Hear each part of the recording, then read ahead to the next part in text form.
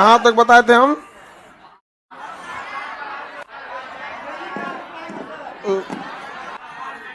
पहाड़ वगैरह बता दिए थे। मार्कर कहाँ है जी? है यहीं पे। वैदिक काल बताना है।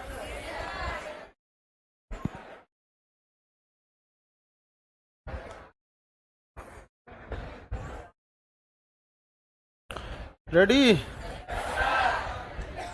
वैदिक काल के बारे में बता रहे थे आपको, यानी सिंधु सभ्यता कंप्लीट हो गया था। उसके बाद जो इतिहास के स्रोत थे वो भी हम आपको बता दिए थे। बताइए महाभारत में कितने पर्व हैं? सबसे महत्वपूर्ण पर्व भीष्म पर्व। भीष्म पर्व को क्या कहते हैं? भागवत गीता। महाभारत का पुराना नाम जय संहिता। जय संहिता में कितने श्लोक? 8800 श्लोक। समझिए ना। रामायण में कुल कितने कांड?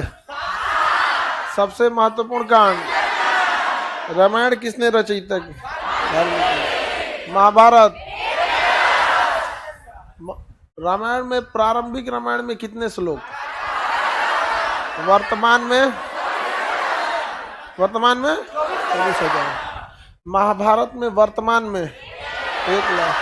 प्रारंभ में तो जय संहिता था 8800। प्रारंभिक में तो जय संहिता थी और क्या था? 8800। Any problem? आगे बढ़े।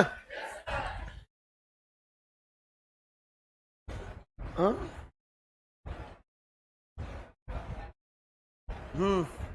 जय संगीता धीरे धीरे बड़ा होता है। कौन सी हुआ जी इसको? हाँ? जय जय। ऐसे लड़की सबका तबीयत खराब रहे तो ठीक है, पहले ही भाप जाओ लोग, तबीयत क्या है, गड़बड़ है। देखिए, तो ये किताब वगैरह तो हम लोग साइड रखते हैं। लिंक मेन क्या था कि हम लोग इतिहास का पहला स्रोत पढ़े थे, प्राग इतिहास। कौन सा था? प्राग ऐतिहासिक। प्राग ऐतिहासिक देखे थे। अरे क्या था? आद्य ऐतिहासिक। और एक था ऐतिहासिक। यही था ना। इसमें अगर देखेंगे तो कौन सा काल था? पाषाण काल। पाषाण काल। इसमें देखेंगे तो सिंधु सभ्यता। सिंधु सभ्यता। सिंधु सभ्यता। और अगर इसमें देखेंगे तो ये तो सोच रहा अभी तक कंटिन्यूअस चल रहा है। ये जो सभ्यता थी ये 2500 ईसा पूर्व थी। 1750 1750 ईसा पूर्व तक चल रही थी। 2500 ईसा पूर्व से 1750 ईसा पूर्व तक ये जो सभ्यता थी सिंधु सभ्यता चल रही थी। सिंधु सभ्यता एक शहरी सभ्यता थी। इसका इंडस्ट्रियलाइजेशन था, अपना नगर विकास का नियम था, सड़कें सीधी थी, नालियां समकोण पर काटती थी, सड़क चारों ओर दुर्ग बना होता था, बहुत सारा नियम कानून था इसका। लेकिन ये प्राकृतिक आपदा जलवायु परिवर्तन के कारण ये क्या हो गई? तहस नहस हो गई। तो सिंधु सभ्यता के बर्बाद होने का मुख्य कारण जलवायु परिवर्तन के कारण आया हुआ बाढ़। जलवायु परिवर्तन के कारण आया हुआ बाढ़। अब जब ये तबाह हो गया सभ्यता तो धीरे धीरे ये सभ्यता जो है ना वो विलीन होता गया और इसकी जगह एक नई सभ्यता का विकास हुआ। तो इस नई सभ्यता के विकास में लगभग 250 साल का समय लग गया। उसे ट्रांजिशन फेज कहते हैं। किसी भी चीज को एक नए डेवलप होने में ट्रांजिशन फेज कहते हैं। जैसे आप देखे होंगे कोरोना खत्म हुआ और कोरोना के बाद आम जनजीवन चालू हुआ, इसके बीच में 6 महीने का टाइम था। लोग आम जनजीवन भी जी रहे थे, कोरोना का प्रोटोकॉल भी फॉलो कर रहे थे। समझ में आ रहा है कि नहीं? मास्क लगाइए, ये लगाइए, दुनिया भर का आपको सैनिटाइजर वगैरह पूरा जबरदस्त। आपको क्या लगता है जितना आप लोग का इतना भीड़ है कोरोना में भी पॉसिबल था? हाँ, साफ हो जाते लोग सब जना। यहाँ पे बहुत खतरनाक था कोरोना वगैरह। और आप लोग तो यंग है, हमारा क्या होता? बुढ़वन को तो कोरोना और हम लोग जैसा आदमी को तो सबसे पहले खोजता, कहता कहाँ है खान साहब?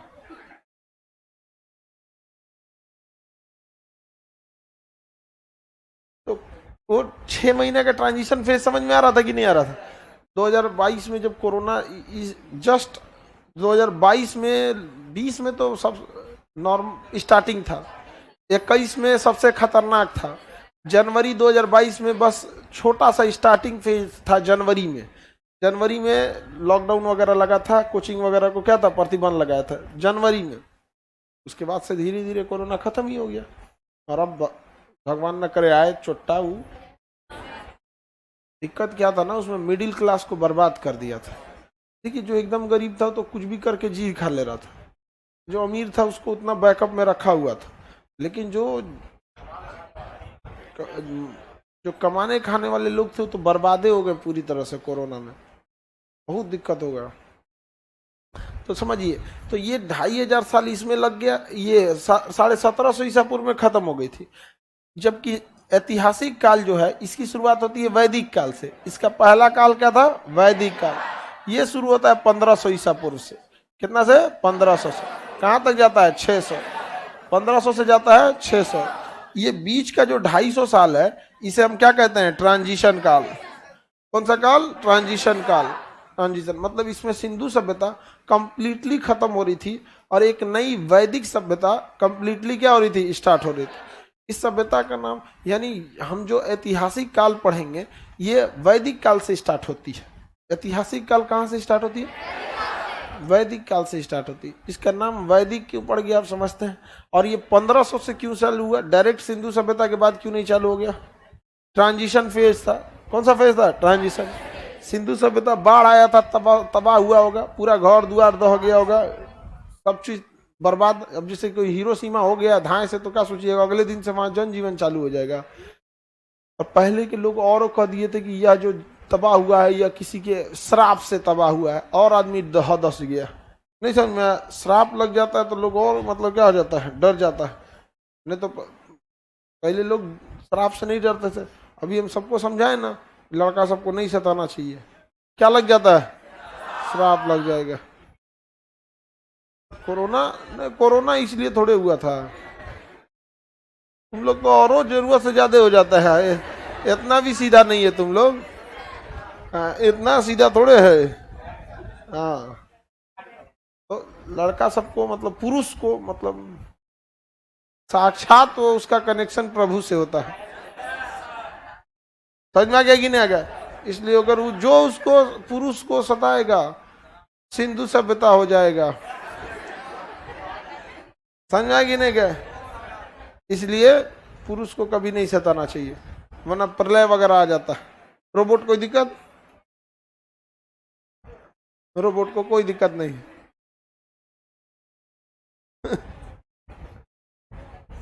आगे बढ़ जाए तो वैदिक काल कहां से चालू होता है, 1500 ईसा पर, और ये अभी तक चल रहा है। मतलब ऐतिहासिक काल अभी तक चल रहा है। ऐतिहासिक काल के पहले भाग को वैदिक कहेंगे, दूसरे को महाजनपद कहेंगे। क्या कहेंगे, महाजनपद। तीसरे को आक्रमण काल कहेंगे, जब बाहर से आए सब हिंद, यूनानी, पहलव, शक, कुषाण, ये सब आक्रमण काल। उसके बाद आ जाएगा गुप्त काल। कौन सा आ जाएगा, गुप्त काल। कोई दिक्कत, गुप्त खत्म होगा, वर्धन आ जाएगा। कौन आएगा, वर्धन। वर्धन खत्म होगा, राजपूत काल आ जाएगा। राजपूत काल खत्म होगा तो दिल्ली सल्तनत। दिल्ली सल्तनत खत्म होगा, मुगल। अब मुगल खत्म होगा तो अंग्रेज। अंग्रेज खत्म होगा तो नेताओं का काल। कौन सा काल, नेताओं का काल। हाँ, मशरूम। वैदिक काल। तो बताइए ऐतिहासिक काल कब से चालू हो रहा है, 1500 ईसा पूर्व। और ऐतिहासिक पूछ रहे हैं, ऐतिहासिक 1500 ईसा से चालू हो गया, अभी तक चल रहा है, टिल नाउ अभी तक चल रहा है। इसका पहला भाग क्या कहलाता है, वैदिक का। तो ऐतिहासिक काल तो बहुत बड़ा चीज है। इसका पहला खंड वैदिक, दूसरा महाजन, तीसरा आक्रमण, उसके बाद गुप्त, वर्धन, राजपूत काल, मुगल काल, नहीं दिल्ली सल्तनत, मुगल काल, अंग्रेज। तो अभी तक चल रहा है आपका कौन सा काल, फिर पहला वैदिक काल बोलता है। ऐतिहासिक ना बड़ा है, उसका शुरुआती क्या है, वैदिक। ऐसा नहीं सब बकलोल पुरुष पे कभी भगवान भी नहीं, भगवान का प्रतिनिधि नहीं कर रहा है सब। बकलोलवा रावण का प्रतिनिधि है सब। समझ में आ गया?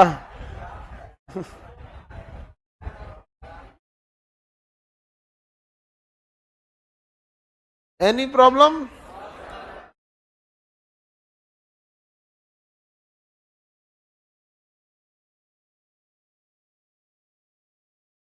ऐतिहासिक काल समझ में आ रहा है?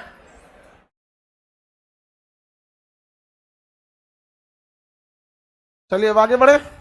तो ऐतिहासिक काल की पहली भाग क्या होता है?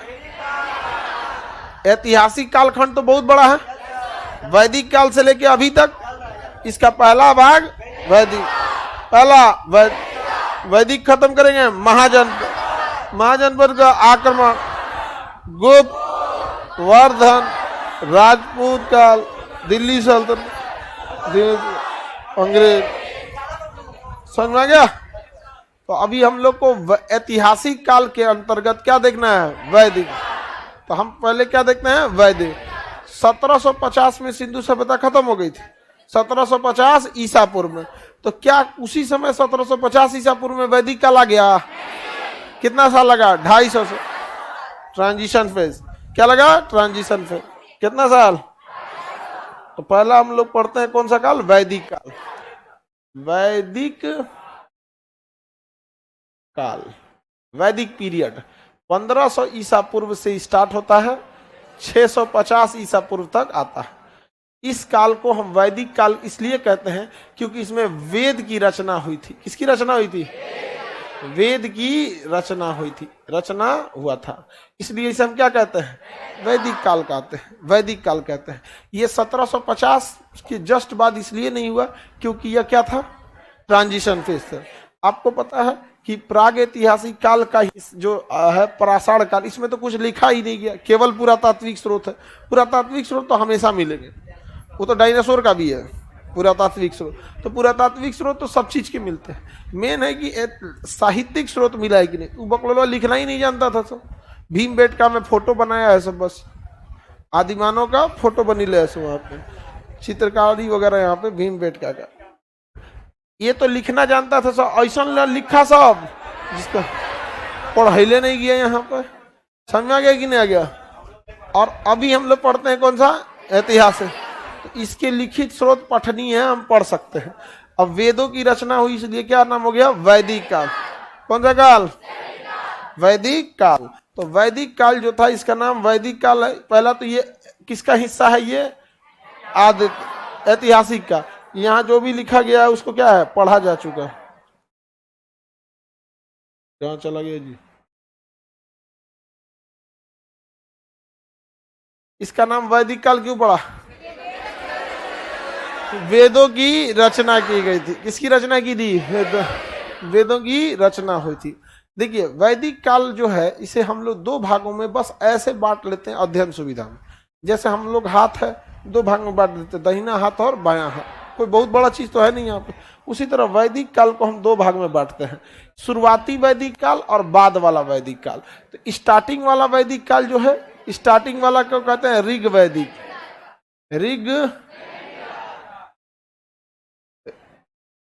ऋग वैदिक। कौन सा? ऋग वैदिक। ये स्टार्टिंग फेज था। और ये उत्तर वैदिक, उत्तर वैदिक, उत्तर वैदिक। ठीक है। शुरुआत का एक हिस्सा दे दीजिए इसे 1500 से लेके 1000 ईसा पूर्व, 1000 ईसा पूर्व। तो 1500 से 1000 दे दिए, 1500 से 1000 ये हो गया बीच वाला। और 1000 से लेके 600, 1000 से लेके 600 ईसा पूर्व। ईसा पूर्व तो समझ ही गए आप लोग। ये क्या हो गया? उत्तर वैदिक काल, उत्तर वैदिक काल। इसमें बताइए प्रचंड देहाती कौन होंगे? प्रचंड गांव वाला, एकदम खाटी देहाती। हाँ, ऋग्वेद। और थोड़ा थोड़ा शहर की ओर जा रहे होंगे। हाँ, उत्तर। और जैसे उत्तर वैदिक खत्म होगा ना, महाजनपद चालू हो जाएगा। क्या चालू हो जाएगा? महाजन। वो फिर शहरी सभ्यता हो जाएगा। क्या हो जाएगा? शहरी सभ्यता। तो हर 2000 साल बाद ना शिफ्ट हो जाती है सभ्यताएं। सिंधु सभ्यता रही, उसके बाद क्या आया? वैदिक काल। वैदिक काल लगभग 1000 साल रहा। कितने साल? 1000 साल। 1500 से लेके 600 ईसा पूर्व, लगभग 1000 हो जाएगा ना। उसके बाद क्या हो गया? महाजनपद। अभी महाजनपद का अभी शहरीकरण चल रहा है, महाजनपद से शहरीकरण चालू हुआ था और अभी तक चल रहा है। अब ये जो सभ्यता तबाह होगी ना, फिर ये ग्रामीण सभ्यता आएगी। अभी जब हम लोग का तबाह होगा ना, फिर एक ग्रामीण सभ्यता आएगी। कोई उल्का पिंड वगैरह मारेगा, धाए से उधिया जाएगा, पूरी सभ्यता ही खत्म हो जाएगी। वही बचेगा जो जंगल वंगल में बच के रह रहा है, आदिवासी टाइप के लोग, समझ गए, जो पहाड़ वगैरह पे है। क्योंकि मेन शहर वाला तो उधियाएगा, युद्ध हो गया या कुछ भी हो गया तो फिर वही आदिवासी वगैरह को बचेगा। देखेगा अरे पटना खाली होगी, लोग खान सर किधर गए।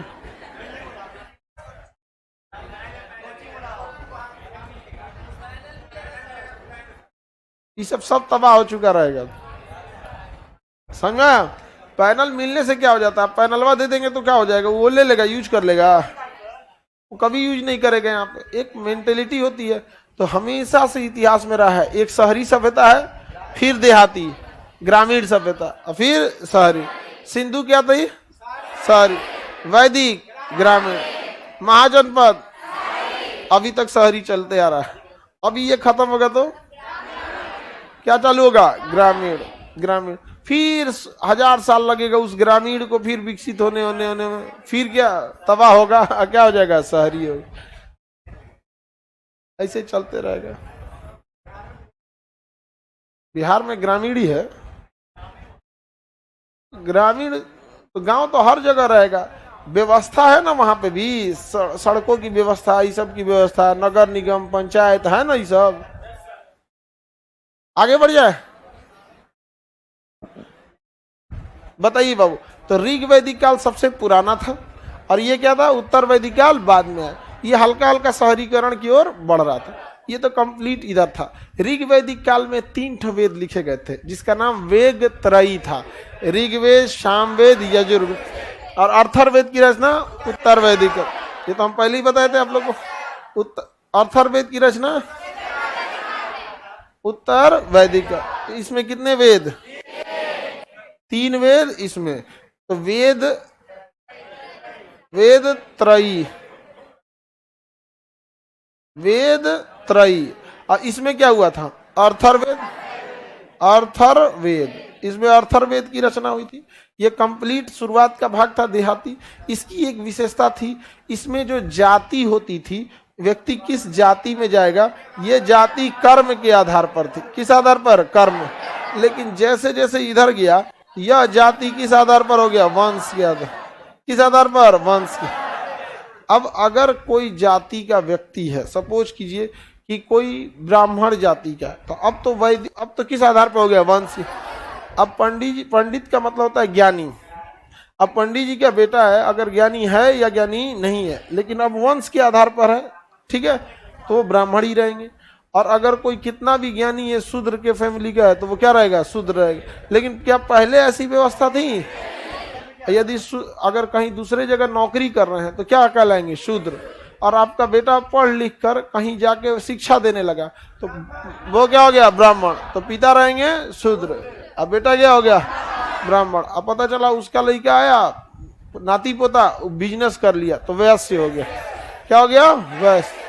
उसका आया तो कहीं जाके नौकरी कर लिया, तो शूद्र।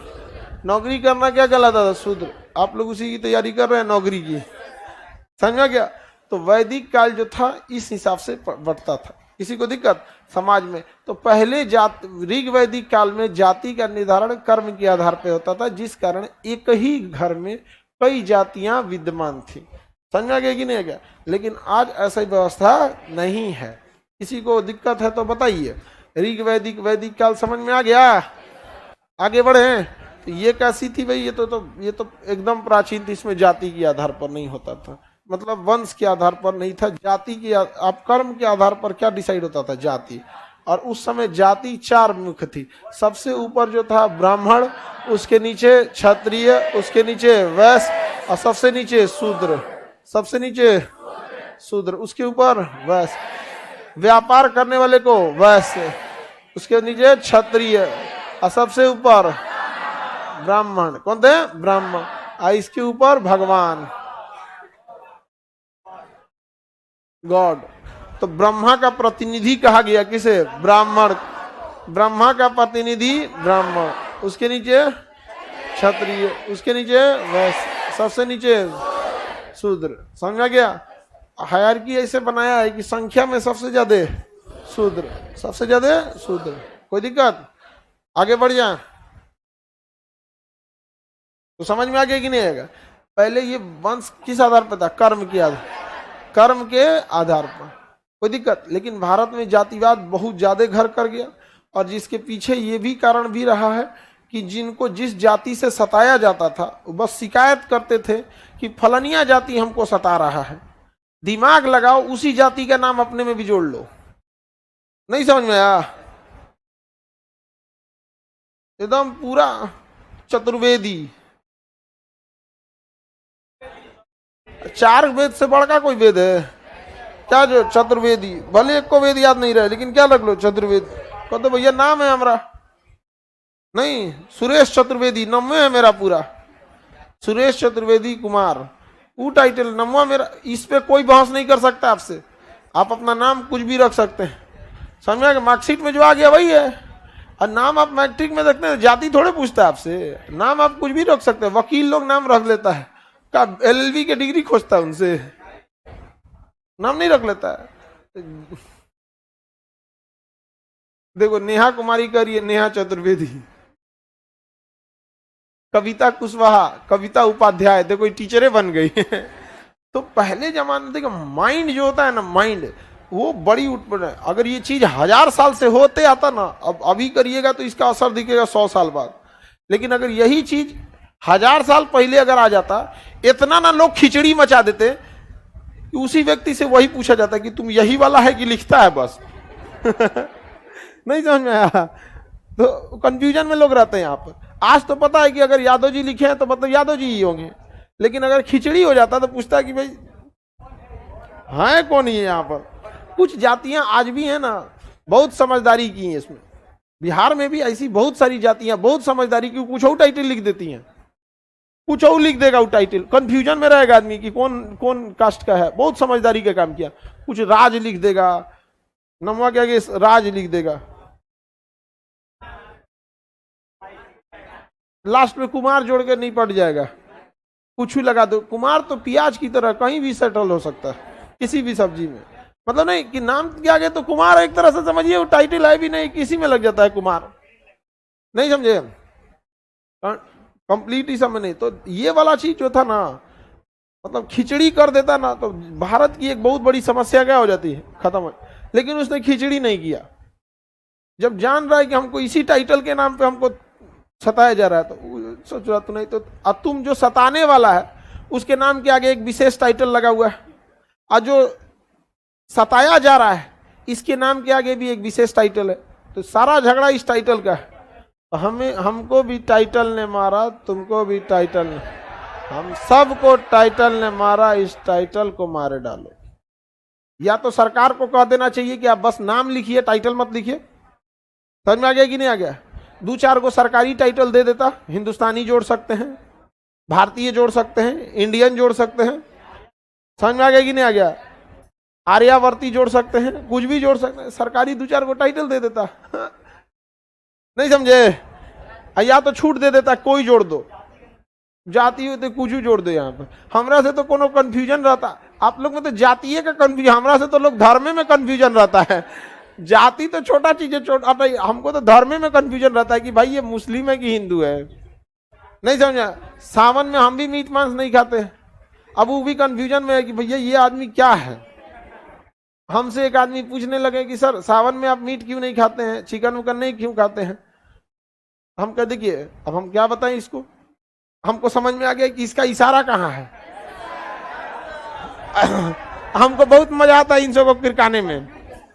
अब वो कहना चाह रहा था कि बोल दीजिए कि हम मतलब कोई धर्म के हैं। हम कह देखिए सावन में बारिश ज्यादा होती है, बारिश होने से बादल ज्यादा छाए रहते हैं, बादल बारिश ज्यादा होगा तो सूर्य का प्रकाश कम होगा, विटामिन डी कम बनेगा, और विटामिन डी कम बने से पाचन तंत्र हेन तेन उतना एक्टिव नहीं रहता।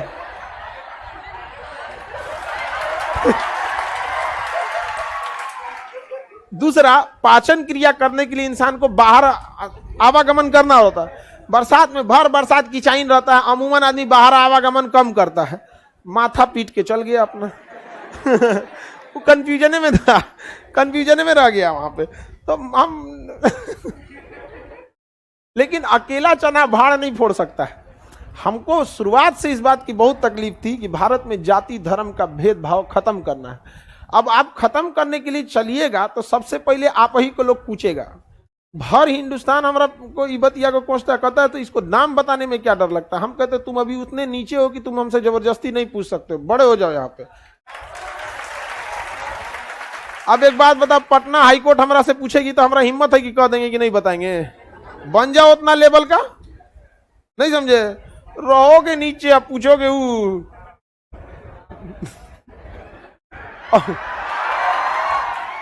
औरों की रिक जाता है और लहर जाता है बेचारा एकदम, और धधक जाता है पूरी तरह से, नहीं समझ में आया?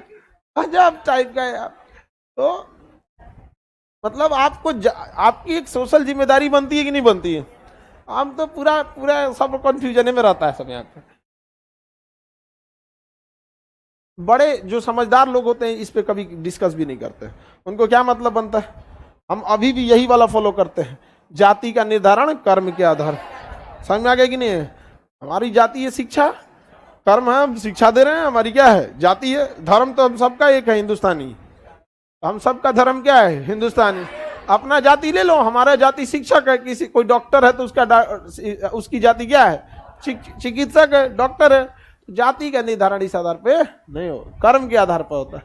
अगर आज से 500 साल पहले हम 500 साल पहले आए रहते ना, तो अब तक खिचड़ी बनवा दिए रहते जाति व्यवस्था की। जिसका मन जौनची लिखता, कंफ्यूजन में रहता यार ये कौन ची है, ये यहाँ पे समझ में आ गया कि नहीं? कुछ का कुछ और लिख देता, बेटवा का कुछ और लिखता, पत्नी का कुछ और लिखाता। ऐसा न लिखाता ना कि जाति प्रमाण पत्र वाला माथा पीट लेता। अच्छा, जाति का जहर खत्म हो जाए ना तो आरक्षण खत्म करने की बात करते हैं लोग, तो समझ में आता है। जाति का जहर भी पिलाओगे और आरक्षण भी करोगे तब नहीं ना। ये जहर रहेगा तो आरक्षण रहेगा। ये जहरिया जब तक रहेगा ना, उसको डंको मारिएगा, उसको बार बार हीना दिखाइएगा उसको, और उसको आरक्षण खींचिएगा। आपको धर्म ने ऊंचा बनाया, उसे संविधान ने ऊंचा बनाया। आपको धर्म से फायदा है, उसे संविधान से फायदा है। आप धर्म से जो लाभ मिल रहा है उसको छोड़िए, तो संविधान से जो लाभ मिल रहा है वो भी छोड़ देगा। ऐसे कैसे होगा भाई कि आप ही खाली लाभ में रहेंगे? नहीं समझ में आया? कोई दिक्कत? बाकी जो भी जिस जाति के हैं लोग, कभी किसी जाति के होने पे शर्म नहीं कीजिएगा। और आप किसी बड़े जाति में हैं तो इस पे कोई गर्व की बात नहीं है, बल्कि आपकी जिम्मेदारी बनती है समाज को आगे बढ़ाने के लिए। समझ में आएगी नहीं? आ गया? अंग्रेज इसीलिए तो हावी हो गए। कोनो जाति को मारिए, दूसरा जाति वाला कूद रहा है। हाँ, हमारा क्या मतलब है? आप रहते तो लोग बिना धर्म के हो जाते। मानवता से बड़ा कोई धर्म नहीं होता। मरने के बाद हमारे धर्मों का हिसाब नहीं होगा, मरने के बाद हमारे कर्मों का हिसाब होगा। आप कर्म अच्छा किए रहेंगे ना तो आपका हिसाब होगा। किसी धर्म में बोला है कि तुम्हारा धर्म का हिसाब होगा कि तुम किस जाति का था, इस हिसाब से नहीं है। हमारा कर्म कैसा था इस आधार पर होगा। आप लोग आगे से जो मन टाइटल क्या करिएगा, चिपका दीजिए जो मन। जाति प्रमाण पत्र में एकदम लास्ट में लिखा हुआ है, कोड दिया है बिहार में, अदर्स। नहीं समझ में? सबका मारा है क्या चीज? अदर्स। कौन जाति के हैं, कौन क्या है, ये सब चीज जो है। आगे बढ़े। हालांकि बिहार में बहुत सारी ऐसी जातियां हैं जो बहुत समझदारी की हैं इस चीज को। हाँ, भीमराव अंबेडकर साहब, हाँ, महार जाति के एक बहुत निम्न जाति में आता था। उनको तो विद्यालय में पढ़ने नहीं दिया था, बाहर बैठते थे, बाहर बैठाते थे, घड़ा में पानी नहीं भरने देते थे। समझ में आ गया कि नहीं आ गया? भीमराव अंबेडकर इतना तकलीफ देखे हैं, उतना में तो बढ़िया बढ़िया आदमी नहीं पड़ जाता। लेकिन भीमराव अंबेडकर साहब समझदार थे। उनको पता था कि हम अगर नीचे रहेंगे तो ऊपर वाले को कितना बात बोलेंगे उस बर्दाश्त नहीं करेगा, सुनेगा भी नहीं। पहले उन्होंने मन मार के बराबरी पढ़ लिख के इतना ना बराबरी हो गए, उसके बाद वो आए थे। तो अभी क्या है ना कि आप लोग पढ़ लिख के थोड़ा उस लेवल तक पहुंचिए। जैसे अभी कोई भी कितना मैट्रिक का लड़का कितना अच्छा बात बोलेगा ना, आप ध्यान से नहीं सुनेंगे, मैट्रिक में रहे तुम अभी। लेकिन जिस दिन वो पीएचडी का डिग्री लेके आएगा, अरे यार ये वही वाला लिखवा है, पीएचडी कर लिया। अब आप ध्यान से सुनेंगे, तो अम्बेडकर साहब 7-8 जगह से करके आए थे पीएचडी विदेश विदेश से। यहाँ जिस जिला में जाते थे डीएम हड़क जाता था। अरे महाराज बैठिए, कहाँ कुछ कर पाए कोई, स्वतंत्रता आंदोलन से लेके कहीं तक में कहाँ कोई कुछ कर पाया उनका। चलिए अब आगे बढ़े। तो जाति का ये देख लिए कितने टाइप का था, 4 टाइप का था। तो ऋग्वेद उत्तर ये वैदिक समझ में आ गया यहाँ पे। तो ये तो हम बस इस हिसाब से बताए हैं कि शुरुआती फेज था। अब वैदिक काल में वेदों की रचना हुई, तो वेद, इसका नाम वैदिक काल क्यों पड़ गया है तो समझ में आ गया। देखिए वैदिक काल में था क्या, जब भारत था ना, तो भारत का ये हरियाणा वाला जो एरिया था, यहाँ पे बहुत उपजाऊ एरिया था। यहाँ 7 नदियां थी। यहाँ कितनी नदियां थी, 7 प्रमुख नदियां थी। सिंधु, झेलम, चिनाब, रावी, सतलज, ब्यास, घग्गर। कितनी नदियां, 7। घग्गर, पहले घग्गर नहीं पे, घग्गर, सिंधु, झेलम, चिनाब, रावी, सतलज, ब्यास। 5 गो इधर, 2 गो इधर, 7 गो गए सब ना। तो 7 नदियों का यह एरिया था, इसलिए इसे सप्त सैंधव प्रदेश कहते हैं। क्या कहते हैं, सप्त सैंधव प्रदेश, सप्त सैंधव प्रदेश। किसी को कोई दिक्कत, आगे बढ़ जाएं। सप्त सैंधव प्रदेश। तो यहां पे पहले द्रविड़ लोग रहते थे। कौन रहते थे, द्रविड़ लोग रहते थे, द्रविड़। और भारत में आदिवासी रहते थे, आदिवासी रहते थे। और नहीं तो मूल निवासी रहते थे, मूल निवासी। ये आर्य मध्य एशिया से आए थे। कहां से आए सब, मध्य एशिया से आए सब, मध्य एशिया से आर्य आए यहाँ पर। और किस एरिया में बसे, सप्त सैंधव। सप्त सैंधव का मतलब होता है 7 नदियों का, सप्त सैंधव, सप्त सैंधव यहाँ आके बसे, क्योंकि ये एरिया चारागाह के लिए बहुत अच्छा था। आज भी पंजाब और हरियाणा खेती पे बहुत आगे है। सप्त सैंधव में आज के समय पे पंजाब और हरियाणा है, तो इसलिए उसका एरिया ही हो गया सप्त सैंधव। 7 नदी अभी ना हो गया, वर्तमान समय में 5 नदी से पंजाब हो गया। हरियाणा ले लीजिएगा तो उसमें और भी आ जाएंगे सब। यहाँ पे समझ आ गया कि नहीं आ गया। तो सप्त सैंधव प्रदेश में आके ये बसे सब। कौन, आर्य। और आर्य जो थे सब वो मध्य एशिया से आए थे। सब कहां से आए थे, मध्य एशिया से आर्य आए थे। भारत के तो थे नहीं, पहली बात, मध्य एशिया से, और यहीं आके बस गए। आर्यों की भाषा जो थी वो संस्कृत थी। कौन थी, संस्कृत। और वो अपने आप को श्रेष्ठ बोलते थे। क्या बोलते थे, श्रेष्ठ बोलते थे। समझ में आ गया कि नहीं आ गया। और यहाँ के जो मूल निवासी थे, जो आदिवासी थे, द्रविड़ थे, इनको नहीं आता था, इनको संस्कृत नहीं आता, तो उन्हें निम्न बोलते थे। इन्हें क्या बोलते थे, निम्न। तो इन्हें निम्न बोल दिया और खुद को क्या बोल दिया, श्रेष्ठ बोल दिया यहाँ पे। और धीरे धीरे निम्न से निम्न जाति हो गई लोग। समझ में आ गया कि नहीं आ गया। तो जो SC ST हैं, आपका दूसरा नाम क्या है, मूल निवासी। समझ में आ गया कि नहीं आ गया। SC ST, आदिवासी, द्रविड़, ये लोग आप लोग का दूसरा नाम क्या है, मूल निवासी। आप में मूल निवासी कितने हैं, बढ़िया, तो तुम लोग मूल निवासी है। तो SC ST के से बड़ी पहचान आपकी क्या है, मूल निवासी। यहीं के थे शुरुआते का एकदम यहाँ पर। बाकी तो ये मध्य एशिया से कौन आया, मुगल कौन आया, बाहर से कौन आया, ये अलग बात है। यहाँ पे समझ में आ गया कि नहीं आ गया। कुषाण आया बाहर से, यहाँ आके शक संवत दे दिया, जिसके आधार पर अगहन, पूष, माघ, फागुन करते रहते हैं हम लोग।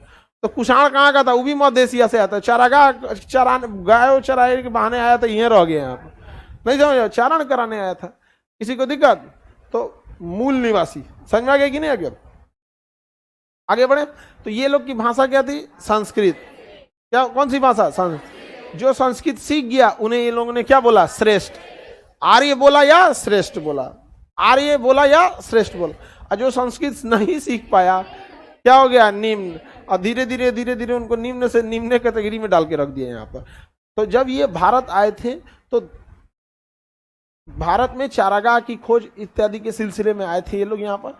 और धीरे धीरे ये लोग यहीं पे फैल गए, और फैलते फैलते इनका वर्चस्व ज्यादा हो गया। चूंकि ये शिक्षित थे, पढ़े लिखे थे, तो जमीन वगैरह पे ये लोग क्या करने लगे, पशुपालन, जमीन इत्यादि पे ध्यान दिए। पढ़ा लिखा इंसान को देखिएगा ना, अमीर को देखिए, वो दिमाग से चलता है, उत्तेजित नहीं होता है। और गरीब जितना देगा, पैसा कम रहेगा ना, उतने उत्तेजना ज्यादा रहेगी, जज्बाती ज्यादा हो जाते हैं लोग, तुरंत मार कर लेगा सब। अमीर उमीर के उनमें बड़ी शांति से रहता है सब। आपको मारना रहेगा ना, 2 साल पहले प्लानिंग बनाएगा, और इस मारेगा ये 20 साल पीछे चल जाएंगे। नहीं समझ में आया, प्लानिंग के साथ। और जितना कम पैसा रहेगा ना, तुरंत मारने लगेगा। अब चूंकि ये बाहर से आए थे, पहले ही मेंटेलिटी था कि हमको प्लानिंग से चलना है। जब कोई बाहर से आता है तो उसकी मेंटेलिटी क्या रहती है? प्लानिंग से। जैसे इंडिया को मैच खेलने ऑस्ट्रेलिया जाना पड़ता है ना, तो प्लानिंग में रहता है कि अरे बाप रे बाप, ऑस्ट्रेलिया का पिच कैसा होगा, ग्राउंड कैसा होगा। अब वहीं इंडिया में मैच होगा ना, अरे तरीका अपन अपन सब लेके फैमिली लेके घूमते रहेगा। कहे तुम यहीं खड़ा रहो ना, हम छक्का मारेंगे, कपार फूट जाएगा तुम्हारे ऊपर, आप आउट होके चल आएगा। समझ में आ गया कि नहीं? तो ये लोग प्लानिंग नहीं किए लोग। रीजन क्या है? इनका अपना जगह था, और वो सब बाहर से आ गए, उनकी क्या थी? प्लानिंग।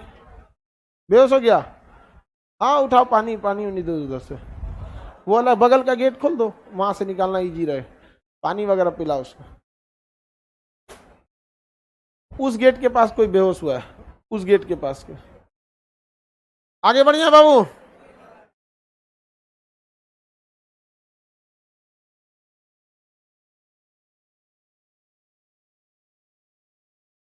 आगे बढ़े तो बताइए, आर्यों की भाषा क्या थी? तो संस्कृत। तो आर्य अपने को क्या बोलते थे? श्रेष्ठ। जिन्हें संस्कृत नहीं है उन्हें अनार्य, और अनार्य को क्या कहा जाता था? निम्न। अनार्य को निम्न। कोई दिक्कत है किसी को? अनार्य को क्या कहा गया? निम्न। हाँ तेज क्लियर बोलो ना।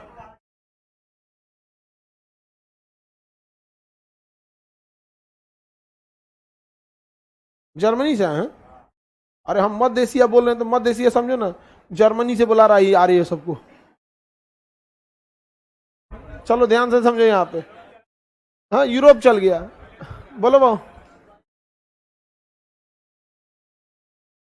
आर्यों ने, आर्य जब आए तो धीरे धीरे उनकी भाषा संस्कृत थी, और वही संस्कृत में होगा। इसलिए देखिएगा ना, वेद वगैरह में देखिएगा तो ज्यादा वरीयता किसको है? इन लोग को वरीयता है। हाँ आपको क्या लगता है इनको वरीयता है? एक बात बता, तुम स्टूडेंट है, ठीक है, तुमको हम दे देते हैं कोई किताब, लिखो। उस किताब में नेताओं को ज्यादा फायदा होगा कि तुम स्टूडेंट को? मतलब स्टूडेंट वाले में होगा, और उसमें सबसे ज्यादा लॉस किसको होगा? नेता लोग को। लेकिन कानून अभी कौन बनाया ऐसा? नेता। तो फायदा किसको है? नेता को। हम लोग को कुछ है नहीं है, बस समझ में गया। इसमें मूल निवासी लोग को फायदा है, तो नहीं बताए लोग ना, मूल निवासी लोग को क्या फायदा है? आपको क्या को फायदा है? नहीं ना, आप बस पढ़िए। हाँ नहीं तो संविधान में ना आरक्षण मिलता है कि वेद में आरक्षण है? वेद आर्यों ने लिखा तो आर्य को ठीक ठाक है वेद में, संविधान को मूल निवासी ने लिखा, अम्बेडकर साहब ने, तो फायदा है कि नहीं है? अब पता चला अम्बेडकर साहब को तो नहीं हटा के तो नहीं संविधान में आप आरक्षण ले लेते नहीं, अकेला व्यक्ति क्या क्यों लड़के रख गया। आज अगर हर जिला में एक अम्बेडकर साहब जैसा विद्वान व्यक्ति हो जाए ना, कभी कोई मूल निवासी को दिक्कतें नहीं होगा।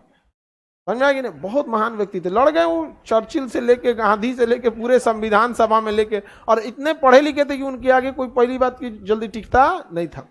तो आगे बढ़ जाते हैं बाबू। तो ये लोग जो थे पूरे भारत का आर्यीकरण प्रारंभ किए, मतलब संस्कृत सिखाना चालू किए। दक्षिण भारत की जिम्मेदारी दी गई अगस्त ऋषि को। किसे? अगस्त ऋषि। तो बताइए दक्षिण भारत का आर्यीकरण किसने किया? अगस्त ऋषि। और ये दक्षिण भारत की जिम्मेदारी थी कि आपको आर्यीकरण करना है, संस्कृत पहुंचाना है, वेदों को पहुंचाना है, ज्ञान देना है, आर्य बनाना है। ये किसकी जिम्मेदारी थी? अगस्त ऋषि। किसकी? अगस्त ऋषि की। और उत्तर भारत की जिम्मेदारी थी राजा विदेह की। किसकी? राजा विदेह। तो राजा के बस का है संस्कृत समझाना, राजा का काम तो राजनीति काम है। तो राजा विदेह के जो गुरु जी, जो पुरोहित, जो पंडित जी थे, नाम था गौतम राहुगढ़। तो राजा का नाम क्या था? विदेह, राजा विदेह। और इनके पुरोहित का नाम क्या था? गौतम राहुगढ़। गौतम राहुगढ़, गौतम राहुगढ़। किसी को दिक्कत? अब देखिए बाबू, कुछ कुछ ना ऐसा लोग कहेगा कि आर्य मध्य एशिया से नहीं आए थे। कम से कम 1000 ऐसी साक्ष्य है जिसमें आर्य मध्य एशिया से आए थे। कोई एगो किताब उताब मिलेगा जिसमें लिख देगा कि यहां से नहीं आए थे? किसमें? ईरान वगैरह सब में मिलता है उसका, मध्य एशिया से ही आए थे। ईरान के देखिए, ये पाकिस्तान है तो भारत ही था, तो ये ईरान है, इसके बगल में तुर्की। तो बोगज गोई से लेकर तुर्की के अभिलेख में आर्यों की चर्चा मिलती है। अब एक आदमी ऐसा आ जाएगा जो आपको कहेगा कि एगो किताब का नाम बताएगा, फलाना किताब मैक्स मूलर के पेज नंबर 8 पे ये लिखा है कि आर्य भारत के ही थे। अरे यार तुम तो ये, अब किसी एक जगह लिख देगा कि खान सर जो है ना जर्मनी से आए थे। अब जिसको हमें साबित करना होगा कि हम जर्मनी से आए थे, वो बाकी चीजों छोड़ देगा कि हम कहाँ पढ़ाते थे, कहाँ से पढ़े, ये सब छोड़ देगा। वो किताब वही किताबिया पकड़े। देखिए इस किताब के पेज नंबर 15 पे लिखा है खान सर कहाँ से आए थे, जर्मनी से आए थे, पकड़ लेगा। हम ही एक जगह बोले थे कि हम यहूदी हैं, एगो यहूदी खोजते खोजते चला आया यहाँ पे, हमारा तो हालत खराब हो गया क्योंकि हमको यहूदी के बारे में कुछ भी नहीं पता है। अरे थोड़ा सा और कोई धर्म बोलता है, जाति बोलता है, ब्राह्मण, दो चार को श्लोक लोग सुना देते, मंत्र वंत्र, तो हमारा और जबरदस्त याद है कि खुदे कंफ्यूजन में हो जाए वहां पे, नहीं समझ, पूरा एकदम खतरनाक याद है हमारा। लेकिन वो बेचारा जीव थे, हम हाथ जोड़ लिए भाई। हमको लगा कि नहीं आएंगे, तो कहा हम लोग इजराइल से थोड़े आए, मुंबई के ही हैं हम लोग। हम कहे ठीक ठीक ठीक भैया, जा जा। कौन कौन पकड़ लेता है। तो ईरान मध्य आर्य कहां से आए थे, मध्य ईरान के अभिलेखों में, ईरान की पुस्तक में, बोगज गोई तुर्की सब में इनकी क्या है चर्चा है, यहाँ के मूल निवासी लोग का सत्यानाश कर दिया। आप लोग का हालत क्या हो गया, खराब हो गया मूल निवासी लोग का। इनको बताना पड़ता है भाई तू लोग मूल निवासी है, समझ में आ गया कि नहीं। उल्टा जरा सोचो, आप उल्टा जरा सोच के देखो, अगर बड़ी जाति को ये पता चलता है कि मूल निवास वाले मैटर है तो इतना आराम से बोलते हैं मूल निवासी, समझ में आ गया कि नहीं आ गया। आरक्षण किसको है, मूल निवासी नहीं है, आरक्षण किसको है, आदिवासी, एक शब्द में मूल निवासी। आगे बढ़ जाए तो इन लोगों का है, तो बताइए उत्तर भारत का आर्यीकरण किसने किया, गौतम राहुगढ़, और दक्षिण भारत का अगस्त ऋषि।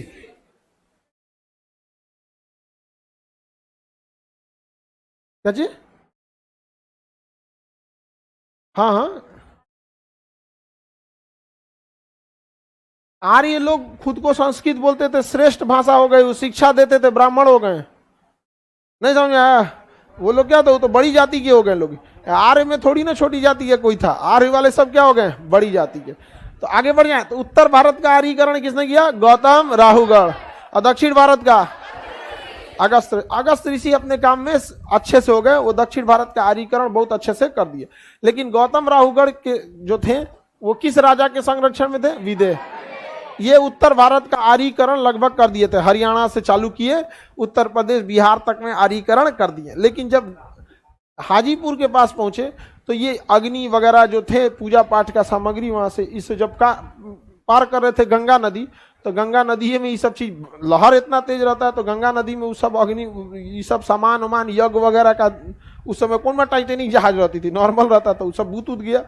दूसरा इनको पार करने में बहुत कठिनाई, तो इन्होंने गंगा नदी पारे नहीं किया, अब वहीं से लौट गए।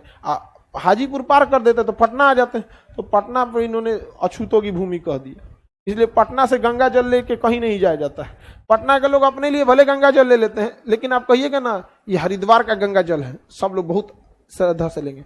प्रयागराज का गंगा जल है और अच्छा, दशाश्वमेध घाट बनारस का है, ठीक है, कहिए ना पटना का है, या पटना से आपसे बहुत कम में लोग मांगा भी होगा। इवन की जब वहां पे भोलेनाथ चढ़ाया जाता है ना शिवलिंग पे, तो सुल्तानगंज से चढ़ाते हैं। कहां से चढ़ाते हैं, देवघर वगैरह सुल्तानगंज। पटना जिला जहां तक रहता है वहां तो ले ही नहीं जाता। पटना जिला जैसे खत्म होता है मोकामा के पास सिमरिया घाट, तो सिमरिया घाट में दो, देखिए बिहार का जो पटना जिला हो जाता है, ये इस शेप में देखेंगे पटना जिला, तो ये मोकामा हो जाता है, इधर हो जाता है आपका बेगूसराय, बेगूसराय यहां से गंगा जल लिया जाता है उस साइड में, सिमरिया घाट साइड में।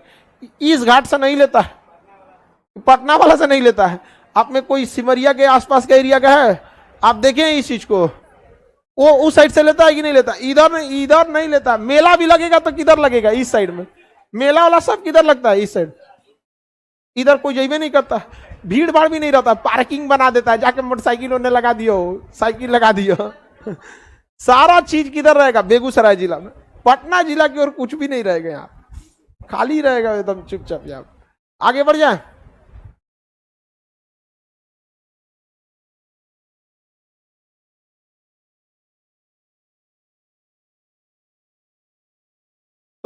वैदिक काल समझ में आ रहा है कि नहीं आ रहा? किसी को दिक्कत है वैदिक काल में? अब नेक्स्ट क्लास कल समझ जाएंगे।